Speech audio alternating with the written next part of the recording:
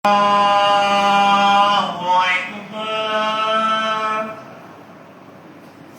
أن لا إله إلا الله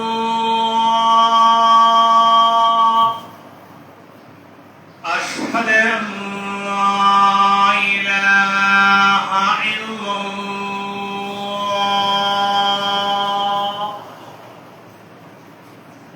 أشهد أن محمدا رسول الله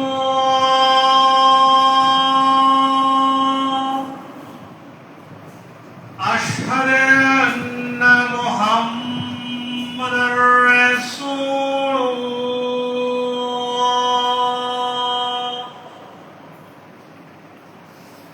حي على الصلاة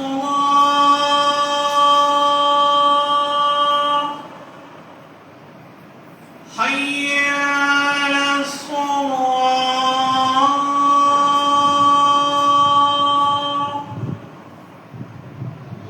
حي على الفلاح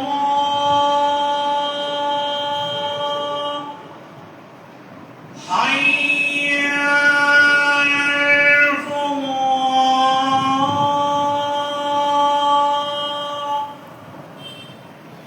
الله أكبر الله أكبر لا إله إلا الله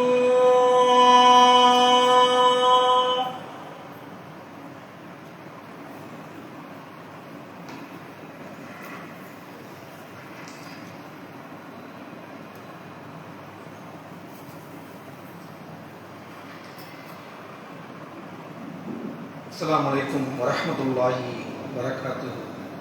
إن الحمد لله نعبده ونستعينه ونستغفره من شرور أنفسنا ومن سيئات أعمالنا من يهده له فلا مضل له ومن يضلل فلا هادي له أشهد أن لا إله إلا الله أشهد أن محمدا عبده ورسوله إن أحسن الحديث كتاب الله وخير هدي محمد نور المدرسة كل مدرسة بدعة كل بدعة ضلالة كل ضلالة في النار. வார்த்தைகளில் சிறந்தது அல்லாஹ்வுடைய வார்த்தைகளை, வழிகாட்டுதலில் சிறந்த நபிகள் நாயகம் ஸல்லல்லாஹு அலைஹி வஸல்லம் அவர்களுடைய வழிகாட்டுதலே, செயல்களிலே காரியங்களிலே மிகவும் கெட்டது கேவலது அல்லாஹ்வும் அல்லாஹ்வுடைய தூதரும் காட்டித் தராமல் மார்க்கம் என்ற பெயராலே நாமாக ஏற்படுத்திக் கொண்ட புது புது வழிமுறைகளே, அந்த புது புது வழிமுறைகள் வழிகேடுகள் எல்லாம் நம்மை நரகில் கொண்டு சேர்க்கும் என்று நபிகள் நாயகம் ஸல்லல்லாஹு அலைஹி வஸல்லம் அவர்கள் தங்களுடைய ஒவ்வொரு உபதேசத்திலும் இந்த மனித சமுதாயத்திற்கு எச்சரிக்கை செய்திருக்கிறார்கள்.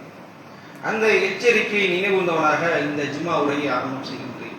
அன்பிற்கினிய சகோதர சகோதரிகளே, இன்றைய ஜும்மாவுடைய தலைப்பாக இறை செய்தியை இறுக பற்றி கொண்டோமா என்ற தலைப்பு தேர்வு செய்யப்பட்டுள்ளது.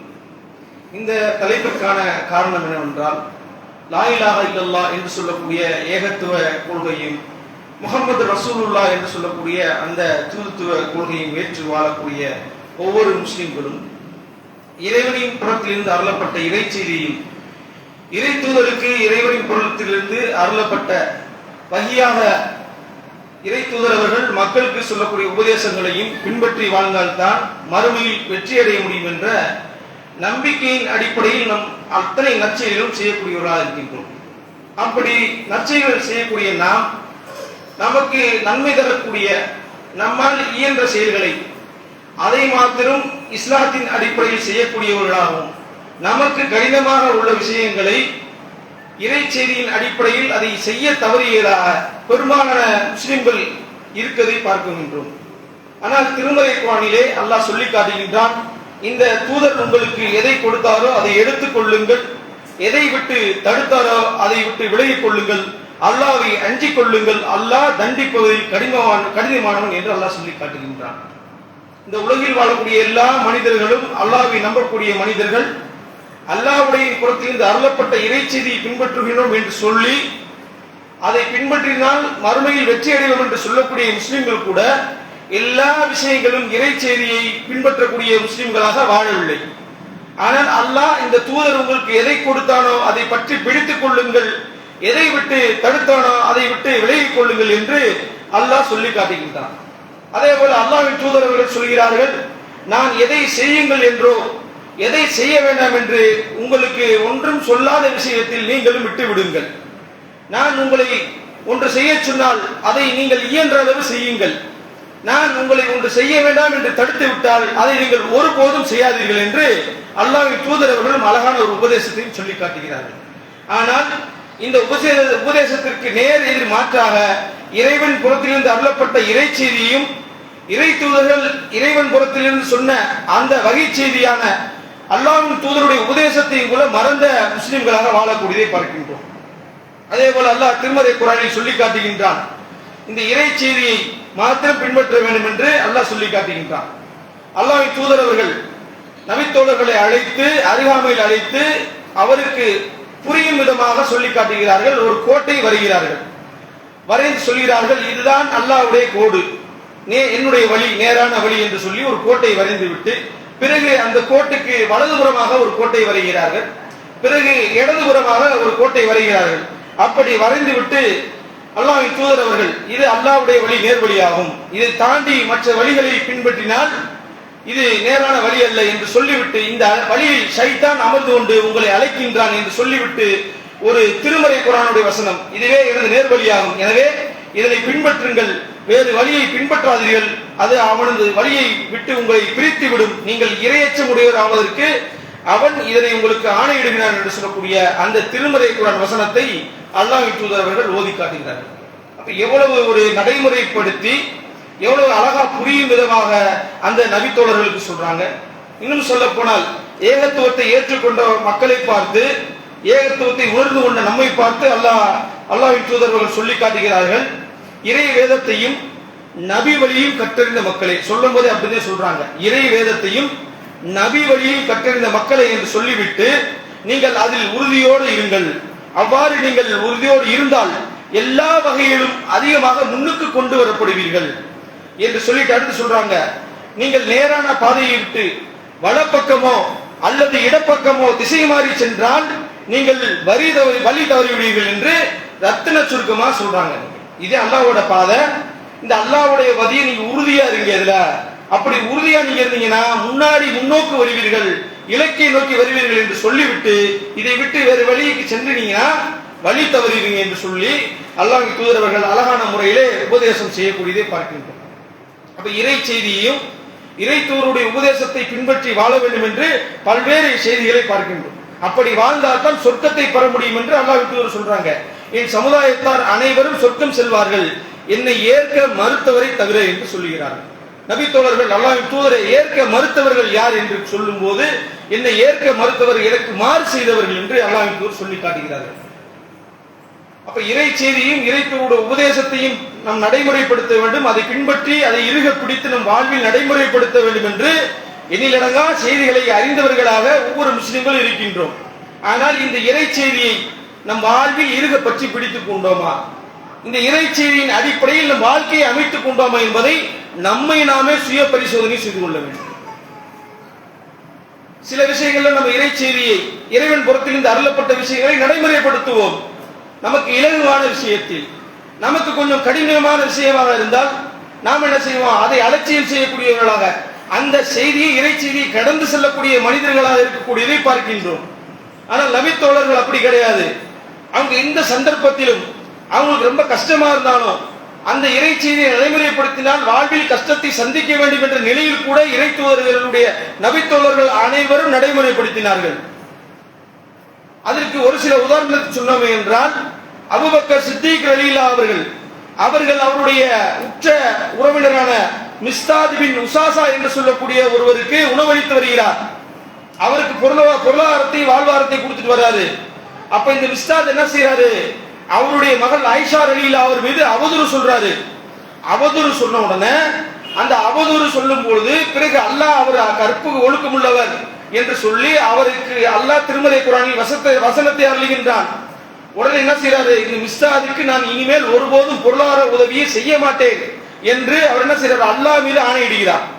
அல்லாஹ் மீது ஆணையா சொல்றாரு, இனிமேல் நான் அல்லாஹ்வின் மீது ஆணையாக மிஸ்தாதுக்கு ஒருபோதும் பொருளாதார உதவி செய்ய மாட்டேன்னு சொல்றாரு. இது நியாயமா தானே நம்ம பார்வைக்கு தெரியும்.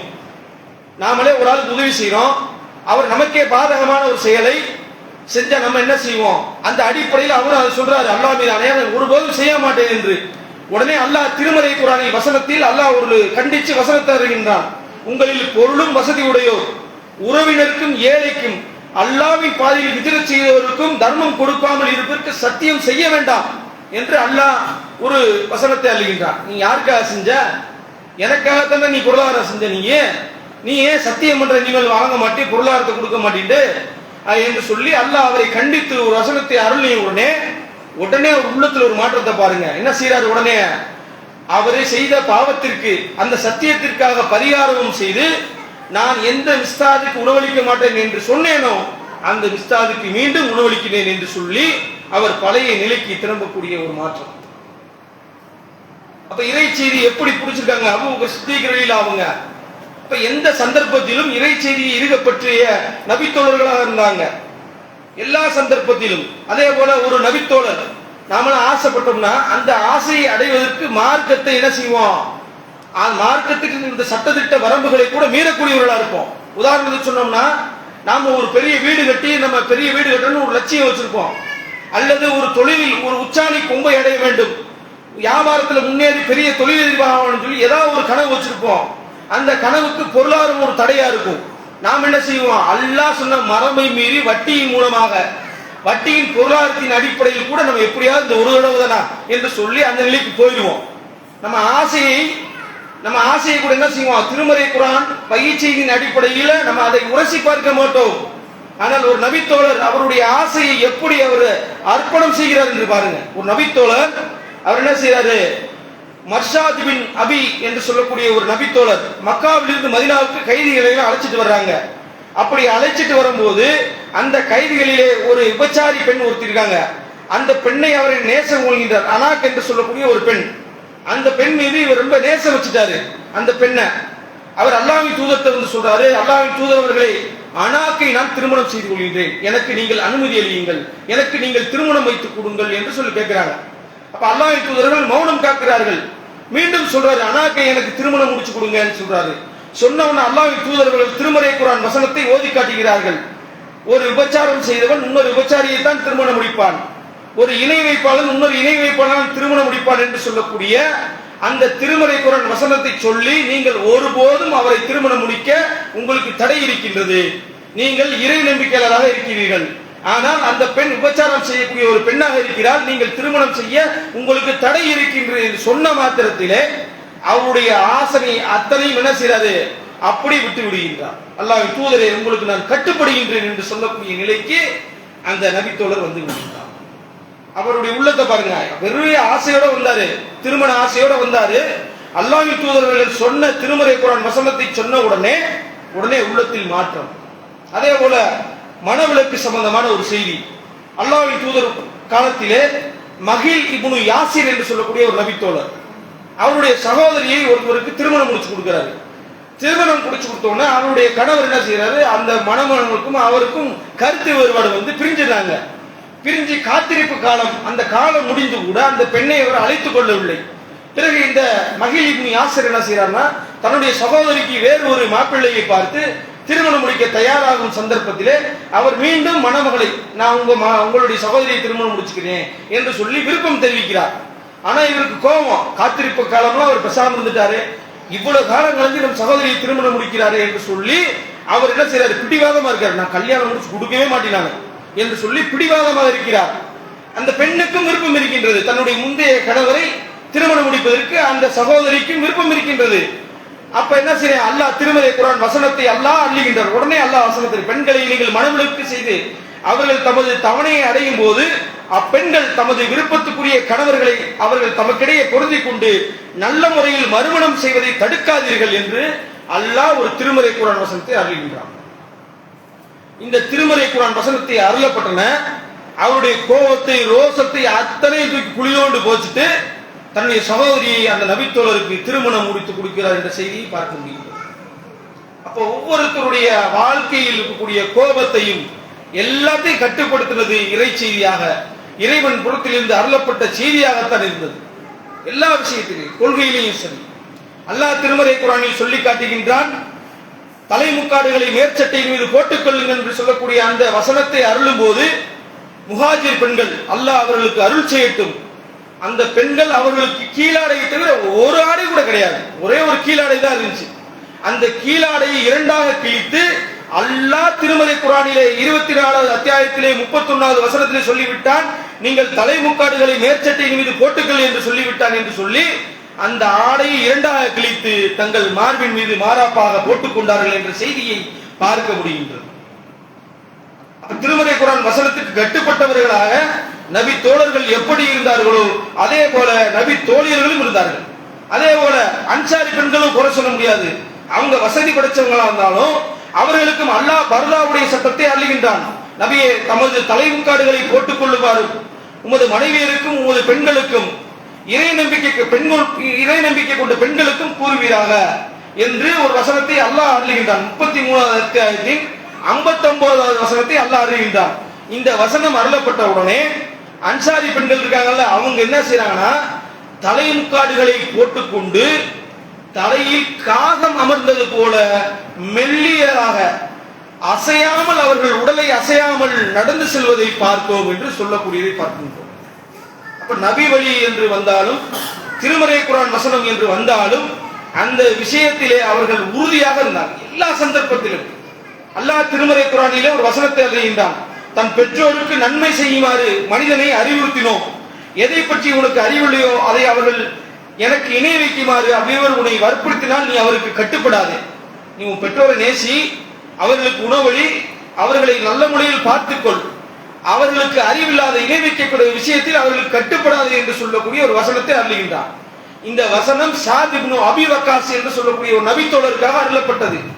அவருடைய தாயார் சொல்றாங்க, இந்த மார்க்கத்தையும் அல்லாஹ்வுடைய தூதருடைய உபதேசத்தையும் நீ புறக்கணித்து விட்டு வா, நீ வந்தாதே, இல்லைன்னா நான் சாப்பிட மாட்டேன், தண்ணீர் கூட குடிக்க மாட்டேன் என்று சொல்லி பிடிவாதமா இருக்காங்க. ஸஅத் இப்னு அபி வக்காஸ் சொல்றாங்க, இந்த மார்க்கம் மேலானது தானே, இந்த மார்க்கத்தில் அல்லாஹ் தானே சொல்லியிருக்கேன், தாய் தந்தையரையும் பெற்றோரையும் நேசிக்க சொல்லி அல்லாஹ் தானே உங்களுக்கு கட்டளையிடுறான். அப்ப நீ அந்த அல்லாஹ்வை நீ நம்பக்கூடியவனாக இருந்தால், அந்த அல்லாஹ்வுடைய தூதரை நீ பின்பற்றக்கூடியவனாக இருந்தால் நீ விட்டுட்டு வா என்று சொல்லக்கூடிய அந்த சந்தர்ப்பத்திலே அல்லாஹ் இந்த வசனத்தை அருளுகின்றான். அல்லாஹ் வசனத்தை அருள்வதற்கு முன்பாகவே அவர் தாய் தந்தைய பேணக்கூடியவராக இருந்தாரு. அதே போல மார்க்கத்தில் உறுதியாக இந்த மார்க்கத்தை விட்டுட்டு ஒருபோதும் நான் வரமாட்டேன் என்று சொல்லி அதில் உறுதிமிக்க நபராக ஸஅத் இப்னு வக்காஸ் இருந்த செய்தியை பார்க்க முடிகின்றது. ஒரு செய்தியாக இருந்தாலும் சரி, திருமறை குர்ஆனுடைய உபதேசமாக இருந்தாலும் சொல்லி நபித்தோழர் அவர்கள் அந்த இறை செய்தியை இறுக பற்றி பிடித்துக் கொண்டார்கள். சுயமரியாதை விஷயத்தில் கூட ஹாக்கிம் என்று சொல்லக்கூடிய ஒரு நபித்தோழர், அவருக்கு அல்லாஹ்வின் தூதர்கள் ஒரு உதவி செய்யறாங்க, பிறகு மீண்டும் உதவி கேட்கிறாரு, பிறகு உதவி செய்யறாங்க. அப்ப சொல்றாங்க, ஹாக்கிமே, இந்த உலகின் செல்வமானது இனிமையானது, பசுமையானது, அதிலே போதுமென்ற மனம் கொண்டவர் சிறந்தவர் என்று சொல்லிவிட்டு நீங்கள் வாங்கும் கரத்தை விட கொடுக்கும் கரங்கள் தான் சிறந்தது என்று சொல்லி ஒரு உபதேசத்தை சொல்லி காட்டுகிறார்கள். இந்த உபதேசத்தை அவர் வாழ்நாள் முழுவதும் நடைமுறைப்படுத்துகிறார் ஹாக்கிம் என்ற நபித்தோழர். அல்லாஹ்வின் தூதருடைய மரணத்துக்கு பிறகு அடுத்து வர்றாங்க அபூபக்கர் சித்திக் ரலியல்லாஹு வர்றாங்க. அவர்கள் சொல்றாங்க, பொருளாதாரத்தை ஹாக்கிமை பெற்றுக் கொள்ளுங்கள், நான் வாங்க மாட்டேன். பிறகு உமர் ரலியல்லாஹு வந்து, என்னுடைய கருவூலத்தில் தாராளமா பொருளாதாரம் இருக்கு, ஹாக்கிமை கூப்பிட்டு கொடுங்க என்று சொல்றாங்க. அப்பையும் சொல்றாரு, ஹாக்கிமை, அல்லாஹ்வின் தூதரிடத்திலே நான் உறுதிமொழி சொல்லிவிட்டேன், நீ ஒருபோதும் நான் பெற மாட்டேன் இந்த பொருளாதாரத்தை என்று சொல்லக்கூடிய நிலையிலே நபித்தோழர்கள் இருந்தார்.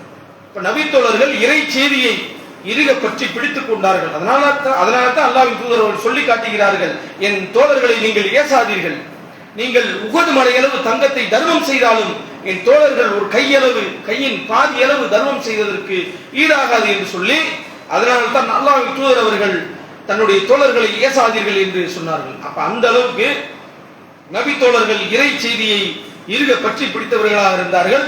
அதுபோல நாமும் இறை செய்தியை இறுக பற்றி பிடித்தவர்களாக இம்மையிலும் மறுமையிலும் வெற்றியடைக்கூடிய மக்களாக உங்களையும் என்னையும் அல்லாஹ் ஆக்கி அருள் என்று பிரார்த்தித்தவனாக முதல் உரையை நிறைவு செய்கிறேன்.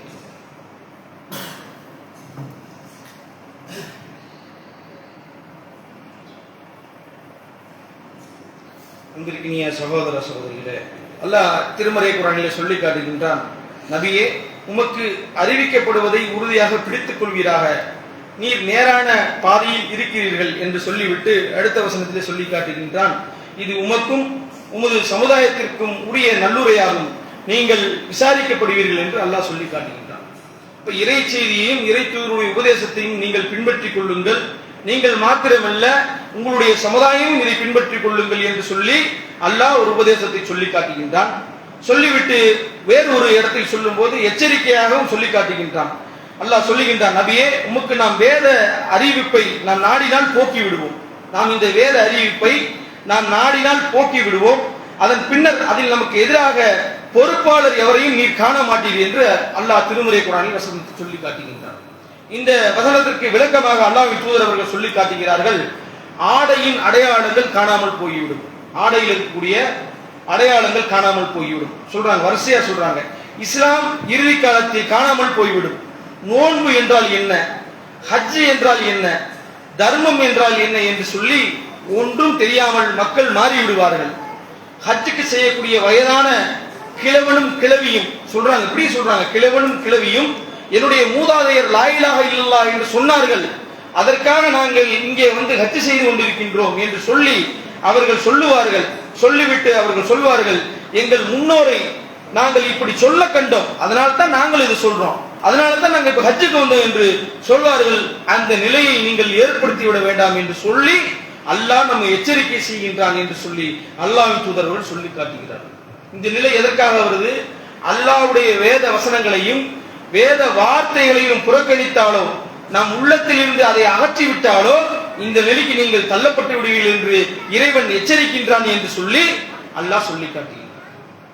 அதே போல இறை செய்தியை மறுப்போரின் மறுமை நிலையை பற்றி அல்லாஹ் சொல்லி காட்டுகின்றான். நமது வசனங்களை மறுப்போரை நரகில் நெருப்பில் நுழைய செய்வோம், அவர்கள் தோள்கள் கருங்கும் போதெல்லாம் அவர்களுக்கு புது தோள்களை கொடுப்போம் என்று அல்லாஹ் சொல்லி காட்டுகின்றான். யார் வேத வசனங்களை மறுக்கிறாங்களோ அந்த மறுப்போரை நரகத்தில் போடுவேன், போட்டு அவங்க தோலை எல்லாம் கருக்க செய்வேன். அந்த தோல் கருகின பிறகு மீண்டும் புதிய தோள்கள் அவர்களுக்கு வழங்கப்பட்டு மீண்டும் அவரை கருக்குவேன் என்று சொல்லி இந்த இறை செய்தியை அவர்கள் உயிரோட்டமான இறை செய்தியை ஏற்றுக்கொள்ளாமல் இறை செய்தியை அடிப்படையில் வாழ்க்கை அமைத்துக் கொள்ளாதவர்களை பற்றி அல்லாஹ் எச்சரிக்கை செய்கின்றான். அதே போல மறுமையில் வெற்றி பெற வேண்டும் என்றால் இறைவன் புறத்தில் அருளப்பட்ட இறை செய்தியை பின்பற்றினால் தான் நமக்கு வெற்றி என்று அல்லாஹ் சொல்லி காட்டுகின்றான். அல்லாஹ் எனக்கு நேர்வழி காட்டியிருந்தால் நான் இறையச்சமுடையவர் ஆகியிருப்பேன் என்று கூறாதிருக்க உங்கள் இறைவனிடமிருந்து உங்களுக்கு அருளப்பட்ட மிக அழகானவற்றை பின்பற்றுங்கள். நீங்க உங்கள்ட்ட இறைவன்ட்ட உங்களுக்கு எதை கொடுத்தானோ அந்த அழகானதை பின்பற்றுங்க. ஏன்னா நாளைக்கு மறுமை நாள்ல அல்லாஹ் எனக்கு நேர்வழி காட்டாமல் இருந்தா எனக்கு என்ன ஆச்சு, நான் இறையச்சமுடையவர் இருக்கானே என்று சொல்லி நீங்கள் சொல்லாமல் இருக்கு என்று சொல்லி காட்டுகின்றான். இதற்கு விளக்கமாக அல்லாஹ்வின் தூதர் சொல்லி காட்டுகிறார்கள், நரகவாசிகள் ஒவ்வொருவருக்கும் நரகத்தில் இருக்கக்கூடிய நரகவாசிகளுக்கு சொர்க்கத்தை காட்டுவான் அல்லாஹ். இந்த சொர்க்கத்தை பாருங்க என்று சொல்லி காட்டும் போது அந்த சொர்க்கவாசிகள் சொல்லுவாங்க, அல்லாஹ் எனக்கு நேர்வழி காட்டி இருக்க கூடாதா என்று புலம்புவார்களா. அதே போல சொர்க்கவாசிகளுக்கு அல்லாஹ் மறுமை நாளிலே நரகத்தை காட்டுவானா. காட்டும் போது அல்லாஹ் என்னை நேர்வழி காட்டினான், அல்லாஹ் எனக்கு நேர்வழியை அதிகப்படுத்தினான், அதனால் அல்லாஹ் என்னை பாதுகாத்து என்னை சொர்க்கத்தில் பிரவேசிக்க வைத்தான் என்று சொல்லி அல்லாஹ்வுக்கு நன்றி செலுத்துவார்கள் என்று அல்லாஹ்வின் தூதர் சொல்லி காட்டுகிறார்கள்.